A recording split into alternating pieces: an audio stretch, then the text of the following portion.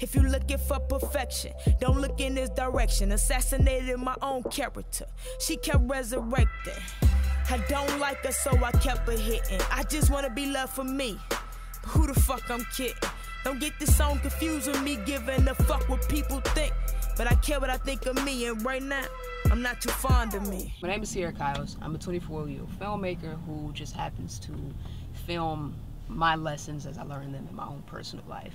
I started this by doing projects about suicide awareness and taboo conversations, and once those conversations weren't getting my point across, I learned that if I add drama and a little fiction, people would finally get the same message I was trying to convey with words.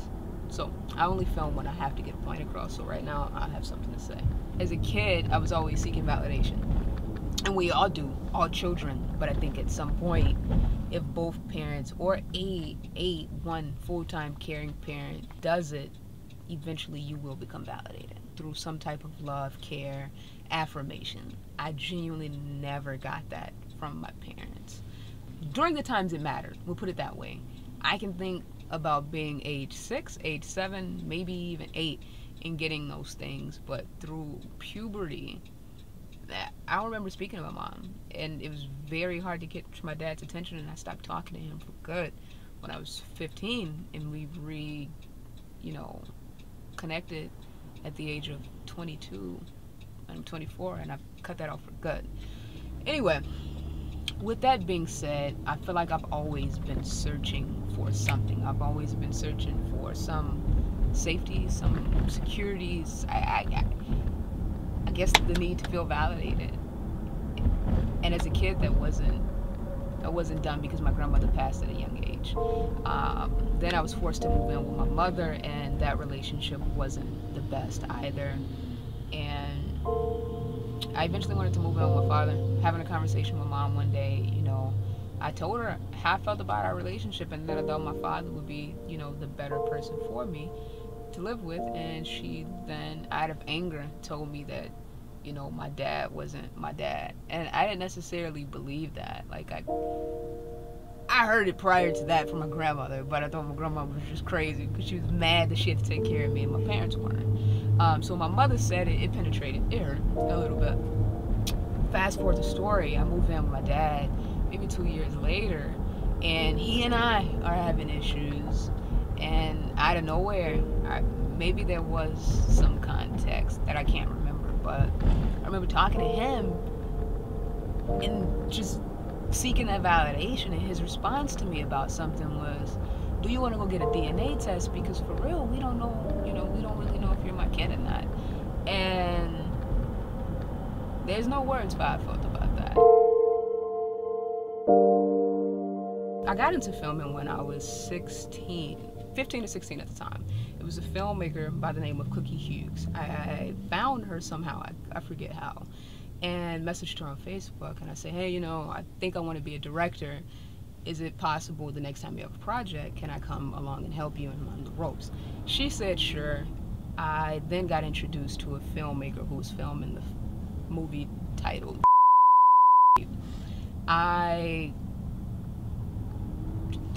expressed a great interest at wanting to learn the ropes from the ground up, and at that point the executive producer and creator reached out to me and had a liking to me. I didn't know any better but to seek validation and affirmation and those things from that person. And because she, was going through a painful time in her life, she had just lost her best friend. We both created a great friendship. It wasn't intimate, it wasn't sexual, anything like that.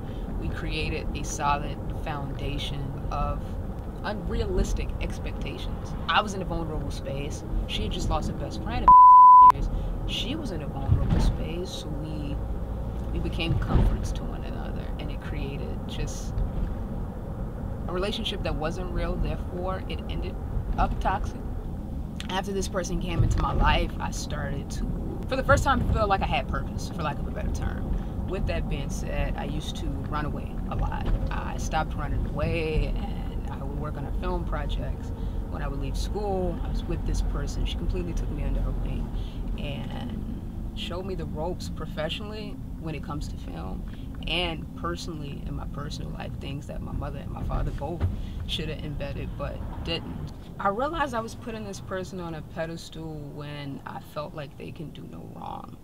I think we apply a lot of pressure to significant relationships in our life, and unfortunately that creates unrealistic expectations.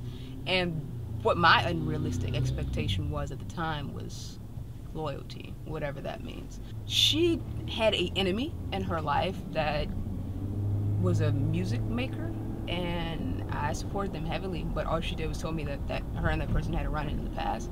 I stopped talking to him. Later in life, I gained an enemy, yet she continued the friendship, and I thought she was obligated to be loyal to me and not talk to that person the same way I stopped speaking with the musician that I did because of her. I had no idea who the hell I was. When I became friends with this person, again, I said earlier that they're a very popular person, meaning when I got close to them, they encouraged me to create a persona like theirs. To be completely honest, the way I broke away from the shadow is not something I'm proud of. The way I broke away from that shadow is catfishing her through using social media, because I wasn't able to have an adult, mature conversation. At the time, again, I met her when I was 16, and we stopped speaking when I was 21. So although I was an adult, I just hadn't come to certain life experiences. I was trying to prove a point to her about her. She's a very popular person who is also, for lack of a better term, an insecure person. She falls for people that she doesn't really know, as long as they have like a pretty face. At the time, I'm not sure if she's still like that, but that's the way I felt at the time, and I felt like she just gave her too much of herself too quick. And in order to prove that to her, I was going to use a pretty girl, try to steal her heart, and then prove to her, hey, you don't even know that person, that's me this whole time. That's how gullible you are. So it started as a joke, and it was supposed to end as a joke, but unfortunately that page allowed me to see true characters, and not only hers but other people's surrounding as well. So it low-key became an addiction. I added my mentor. She was the target.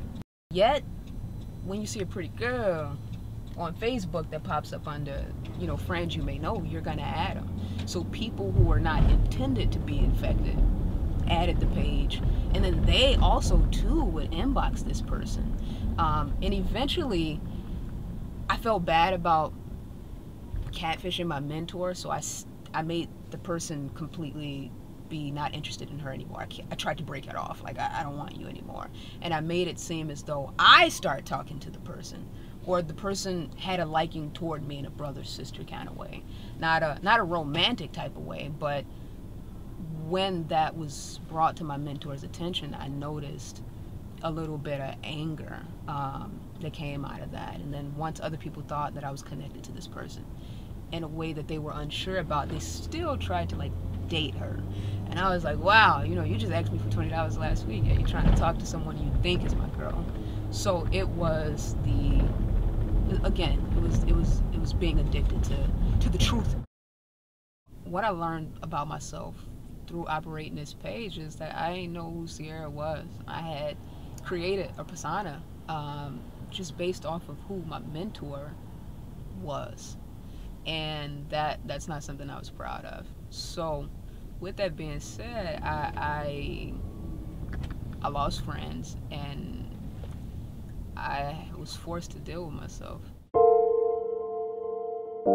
After my mentor found out I catfished her, of course, she actually turned to social media about it. We'll put it that way. That's how I found out she knew, because she went and exposed everything online and completely attempted to assassinate my character.